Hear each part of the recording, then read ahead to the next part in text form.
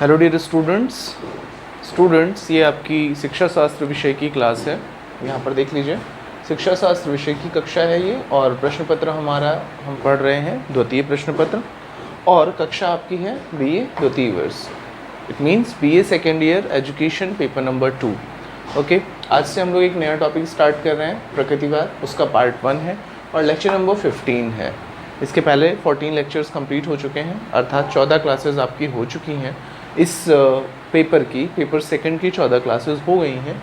ये आज 15वीं क्लास है। थोड़ा सा आज बोर्ड का रंग रूप मैंने ऊपर टाइटल वगैरह चेंज किया हुआ है। इसके पहले के लेक्चर्स में थोड़ा डिफरेंट था, इधर लेक्चर नंबर होता था, अब मैंने उसको सिर्फ एक सर्कल में रखा है और कुछ इस तरीके से।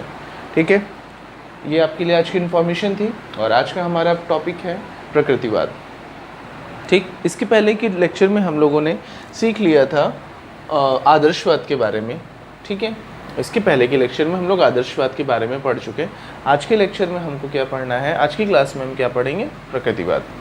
अर्थात जिस तरह से हमने आदर्शवाद को समझा, अब उसी तरीके से हमें प्रकृतिवाद को समझना है। सबसे एक इम्पॉर्टेंट क्वेश्चन यहाँ पर बनता है कि प्रकृतिवाद के बारे में हम क्यों पढ़ रहे हैं। तो उसके लिए जानना ये ज़रूरी है कि आदर्शवाद के जब उस विचारधारा का जो चरम पर पहुंच चुकी थी वह विचारधारा, तो उसके बाद या उसके पैरेलल कह लीजिए या उसके विरोध में कह लीजिए, विरोध तो नहीं होगा, लेकिन कुछ जो लोग उस विचारधारा को मानने वाले नहीं थे, उन्होंने अपने मत व्यक्त किए और उनके मतों के अनुसार एक नई विचारधारा ने जन्म लिया, उसे प्रकृतिवाद कहा गया। जिस प्रकार आदर्शवाद सभी कुछ ईश्वर से उत्पन्न मानते हैं, आदर्शवादी विचारधारा के लोग और आदर्शवाद भी सभी कुछ दुनिया में जो कुछ भी है, ब्रह्मांड में जो कुछ भी है, सब कुछ ईश्वर से उत्पन्न मानते हैं। मनुष्य जीवन का अंतिम उद्देश्य आत्मानुभूति मानते हैं, ईश्वर की प्राप्ति मानते हैं। तो कुछ लोग उनकी उस विचारधारा से सहमत नहीं हुए। उन्होंने कहा ऐसा नहीं है, हर किसी के साथ ऐसा नहीं है। ठीक है, तो उन्होंने अपनी विचारधारा व्यक्त करी, उन्होंने अपने विचार व्यक्त किए, उस विचार से बहुत सारे लोग सहमत होते गए, तो एक नई विचारधारा ने जन्म ले लिया, और जिससे कि प्रकृतिवाद कहा। तो आखिर प्रकृतिवादी विचारधारा है क्या, इसके बारे में आज हम लोग इस कक्षा में डिस्कस करेंगे। देखिए, प्रकृतिवाद क्या है। प्रकृतिवाद दर्शन की एक सैद्धांतिक विचारधारा है। प्रकृतिवाद दर्शन की एक सैद्धांतिक विचारधारा है, और यह प्रकृति को सर्वाधिक महत्व देती है। तो दर्शन की कैसी विचारधारा है, सैद्धांतिक विचारधारा, अर्थात ये सिद्धांतों पर कार्य करती है। यह विचारधारा सिद्धांतों पर कार्य करती है, तो ये एक सैद्धांतिक विचारधारा हुई।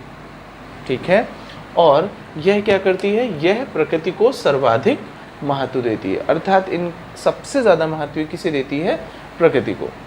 सबसे ज़्यादा महत्व इसके अनुसार प्रकृति को ही दिया गया है और किसी को नहीं। जिस तरह से आदर्शवाद में ईश्वर को सबसे ज़्यादा महत्व दिया गया, परंतु प्रकृतिवाद में प्रकृति को सबसे ज़्यादा महत्व दिया गया। ठीक है बच्चों, आगे बात देखते हैं। रूसो इस विचारधारा के प्रमुख समर्थक हैं। जब भी कभी प्रकृतिवाद का जिक्र होगा, जब भी कभी प्रकृतिवाद का जिक्र होगा, उसमें सबसे पहला नाम रूसो का ही लिया जाएगा। रूसो इस विचारधारा के प्रमुख समर्थक हैं। रूसो कौन, एक पाश्चात्य दार्शनिक हुए, जो कि एक शिक्षा शास्त्री भी हुए। उन्होंने इस विचारधारा को सबसे ज़्यादा महत्व दिया, सबसे प्रबल समर्थक माने गए। उन्होंने इसके ऊपर इस विचारधारा से रिलेटेड एक पुस्तक लिखी। रूसो की प्रमुख पुस्तक का नाम मैं ऐसे लिख दे रहा हूँ, एमएल।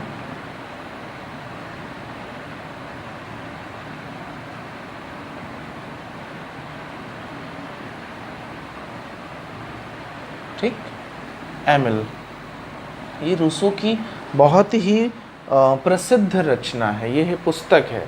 ठीक है, कई जगहों पर लिखा हुआ ये भी मिलता है कि एमिल उनके पुत्र का नाम था। अपने पुत्र के लिए जिस प्रकार की वह शिक्षा व्यवस्था वो करना चाहते थे, उस पूरी व्यवस्था को, या एक बालक के जीवन में शिक्षा का क्या महत्व है और उसकी व्यवस्था किस प्रकार की होनी चाहिए, उसकी व्यवस्था का संगठन कैसे, शिक्षा का व्यवस्था का संगठन कैसा होना चाहिए, किस रूप आकार की होनी चाहिए, इस सब का विस्तृत विवेचन उन्होंने इस पुस्तक में लिखा हुआ है।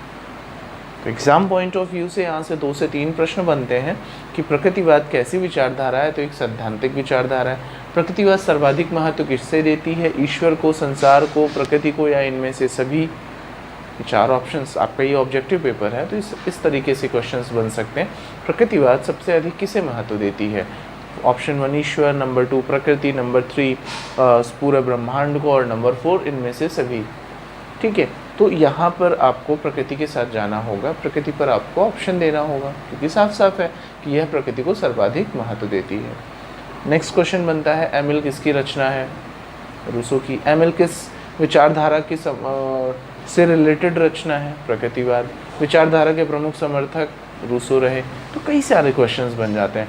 ऑब्जेक्टिव पेपर का यही कमाल होता है कि एक छोटी लाइन से भी बहुत बड़ा प्रश्न तैयार हो जाता है। सब्जेक्टिव में तो आप फ्री होते हो कंटेंट लिखने के लिए, आप अपनी लैंग्वेज में भी कंटेंट को थोड़ा सा मॉडिफाई भी कर लेते हो, लेकिन ऑब्जेक्टिव में आप मॉडिफाई कर ही नहीं सकते, आप बंधे हुए हो, आपको सिर्फ उतना जवाब देना है जितना पूछा गया है। ऑब्जेक्टिव इसीलिए अपने आप में बहुत अच्छा भी है और थोड़ा सा कठिन भी है। ठीक है, चलिए, तो 2 बातें हमने जान ली। क्या जाना, प्रकृतिवाद दर्शन की सैद्धांतिक विचारधारा है और यह प्रकृति को सर्वाधिक महत्व देती है। और दूसरी बात हमने क्या जानी, रूसो इस विचारधारा के प्रमुख समर्थक हैं और एमिल रूसो की प्रमुख रचना है। एमिल रूसो की प्रमुख रचना है। तो ये थोड़ा सा इंट्रो हुआ। अब हम प्रकृतिवाद की संपूर्ण परिभाषा को यहाँ जानेंगे। ये मैंने लिख दिया है आपके लिए। इन सारी बातों को अपनी नोटबुक पे नोट ज़रूर कर लीजिएगा और अब मेरे साथ ध्यान से सुनिए और पढ़ते जाइए, समझते जाइए। प्रकृतिवाद पाश्चात्य दर्शन की वह विचारधारा है जो इस ब्रह्मांड को प्रकृतिजन्य मानती है। अर्थात प्रकृतिवाद इस ब्रह्मांड को कैसा मानती है, प्रकृति से उत्पन्न हुआ, कि प्रकृति से ही उत्पन्न हुआ है ये ब्रह्मांड। आदर्शवादी क्या कहते थे कि इस ब्रह्मांड को किससे मानते थे, ईश्वर से जन्य मानते थे, ईश्वर ने बनाया है, ईश्वर द्वारा निर्मित है। प्रकृतिवादी क्या कहते हैं, प्रकृति से निर्मित है। अर्थात इस ब्रह्मांड में जो कुछ भी है वो सब प्रकृति से बना है और प्रकृति में ही समाप्त हो जाता है। जैसे कि एक पेड़ कहाँ से उगता है, किसी एक बीज से उगता है, बीज से एक नया पेड़ बनता है, पौधा बनता है, पौधे से एक बड़ा पेड़ बनता है और वो वृक्ष बन जाता है, लगातार फल देता रहता है, एक समय सीमा तक वो जीवित रहता है। उसके बाद वह पेड़ जर्जर हो जाता है, उसकी पत्तियाँ ख़त्म हो जाती हैं, वो टूट कर गल कर गिर जाता है, उसकी लकड़ियों को हम जला देते हैं। फाइनली जब वो पूरा तरीके से गल जाता है और गल कर कहाँ जाता है, मिट्टी में वापस समाप्त हो जाता है। तो जहाँ से उत्पन्न हुआ वहीं समाप्त हो गया। दूसरी बात, प्रकृतिवादी कहते हैं मनुष्य का शरीर 5 तत्वों से मिलकर बना हुआ है और वो 5 तत्व प्रकृति में मौजूद हैं। और मनुष्य जब समाप्त हो जाता है तो वो कहाँ जाता है, वापस से उन्हीं 5 तत्वों में मिल जाता है, वापस से उन्हीं 5 तत्वों में मिल जाता है। अब वो 5 तत्व हैं क्या क्या, देखिए, जल, मृदा, वायु, अग्नि, आकाश। जल, मृदा, वायु, अग्नि, आकाश, ये 5 तत्व हैं जिनसे मनुष्य का शरीर बना है। तो जब मनुष्य की मृत्यु हो जाती है, उसे जब दफन कर दिया जाता है या उसका दाह संस्कार कर दिया जाता है, तो उसके बाद इसके जो शरीर के तत्व होते हैं वो कहाँ जाते हैं, घूम फिर के तो प्रकृति में ही वापस पहुँच गए और बने भी उसी से हैं। ठीक है, तो इसी धारणा पे प्रकृतिवादी कहते हैं कि पूरा ब्रह्मांड किससे बना हुआ है, प्रकृति से ही, प्रकृतिजन्य मतलब प्रकृति से उत्पन्न है, प्रकृतिजन्य मानती है और यह मानती है कि यह भौतिक संसार ही सत्य है। अर्थात प्रकृतिवादी क्या कहते हैं, प्रकृतिवादी कहते हैं यही भौतिक संसार सत्य है जो आपके सामने, जो आपको दिख रहा है। आदर्शवादी क्या कहते थे कि भौतिक संसार सत्य नहीं है, भौतिक जगत सत्य नहीं है, आध्यात्मिक जगत सत्य है। यहाँ पे मैं दोनों का कंपैरिजन इसीलिए बता रहा हूँ कि याद रह पाए आपको।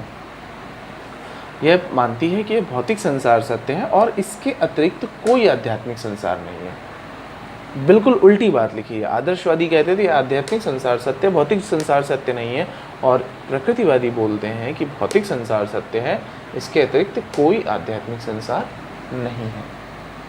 अर्थात जो हम आध्यात्म की बात करते हैं, जो हम स्वर्ग नरक की बात करते हैं, जो हम इस धरती से परे, इस भौतिक जगत से परे जिस जगत की बात करते हैं, इस प्रकृतिवादी ऐसे किसी जगत की अवधारणा को नहीं मानते।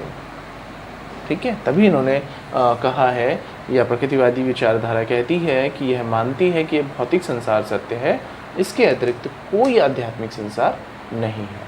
चलिए, यह ईश्वर के अस्तित्व को स्वीकार नहीं करती। क्या नहीं करती? ईश्वर के अस्तित्व को स्वीकार नहीं करती और आत्मा को पदार्थ जन्य चेतन तत्व मानती है। यह कौन? प्रकृतिवादी विचारधारा ईश्वर के अस्तित्व को स्वीकार नहीं करती, यानी ईश्वर है या नहीं इसके बारे में कोई बात नहीं करते, या यूं कह लो, ये कहते हैं कि ईश्वर है ही नहीं। और आत्मा को क्या मानती है? पदार्थ जन्य चेतन तत्व। अर्थात ये जो आत्मा है, यानी जो हम हमारे शरीर में जो आत्मा, देखिए हमारा शरीर तो 5 तत्वों से मिलकर बन गया, अब इसमें चेतना कहाँ से आती है? ये जीवित कैसे है? तो आत्मा से जीवित हम जानते हैं। तो प्रकृतिवादी कहते हैं जो आत्मा है वो पदार्थ जन्य चेतन तत्व है। यहाँ पर थोड़ा सा प्रकृतिवादी अपनी बात को एक्सप्लेन नहीं कर पाते कि ऐसा कैसे है। ठीक है, यहाँ पर वो एक्सप्लेन नहीं कर पाते अपने आप को कि आखिर ऐसा कैसे कि आत्मा पदार्थजन्य चेतन तत्व है। नहीं, है, आत्मा को पदार्थजन्य चेतन तत्व मानती है प्रकृतिवादी विचारधारा। यहाँ पर पूरी तरह से एक्सप्लेन नहीं कर पाए कि आत्मा कैसे पदार्थजन्य चेतन तत्व है, परंतु यह इनकी विचारधारा है ऐसी कि जो आत्मा है वो पदार्थ से ही उत्पन्न हुआ एक चेतन तत्व है। क्योंकि जैसे ही मनुष्य में चेतना समाप्त होती है वैसे ही मनुष्य मृत हो जाता है, उसका शरीर मृत हो जाता है।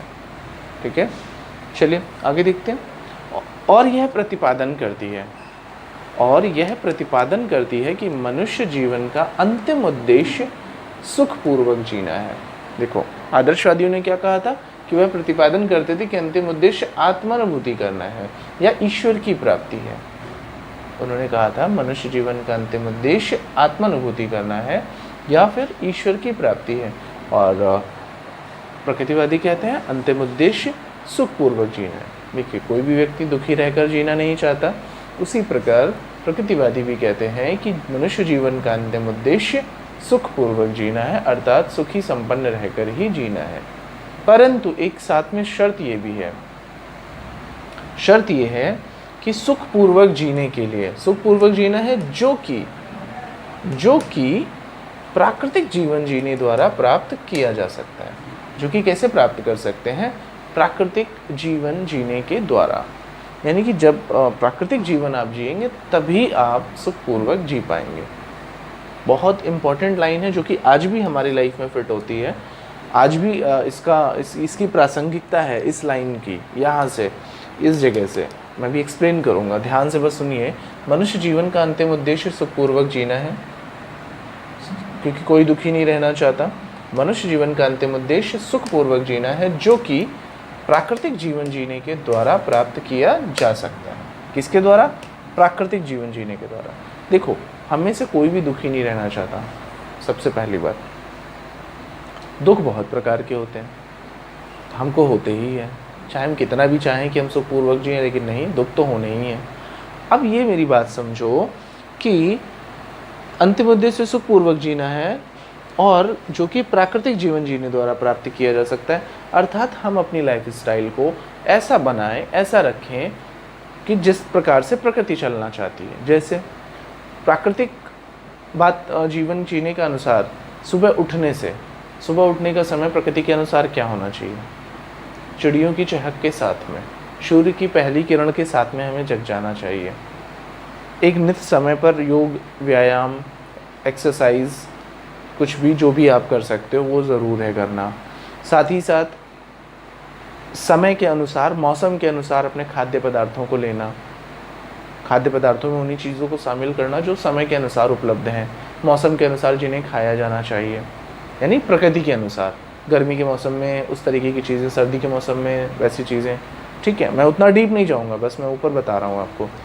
उसके बाद में रात में हमारा सोने का टाइम भी एक फिक्स होना चाहिए, उसके लिए भी प्रकृति ने एक समय निर्धारित किया हुआ है।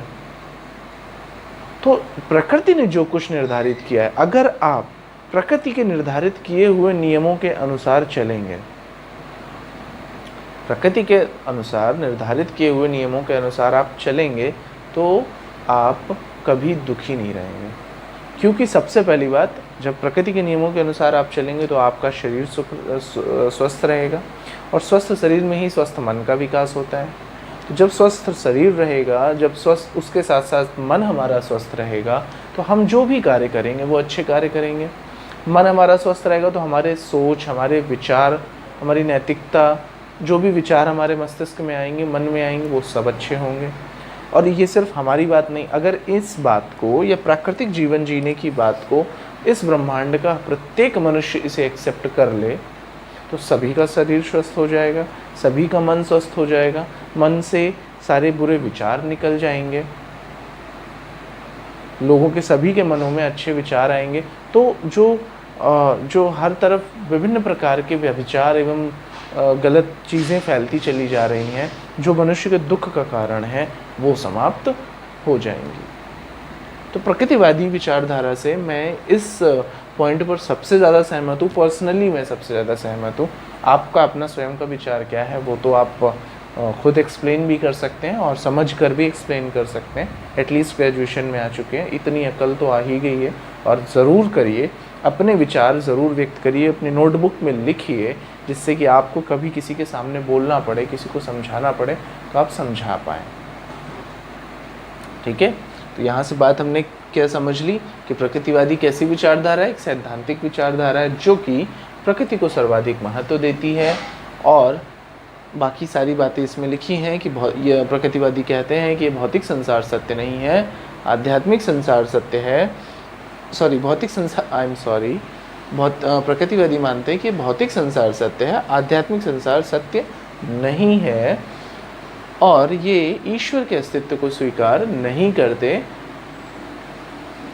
आत्मा को क्या कहते हैं? पदार्थजन्य चेतन तत्व है, कि पदार्थ से ही उत्पन्न हुआ चेतन तत्व है।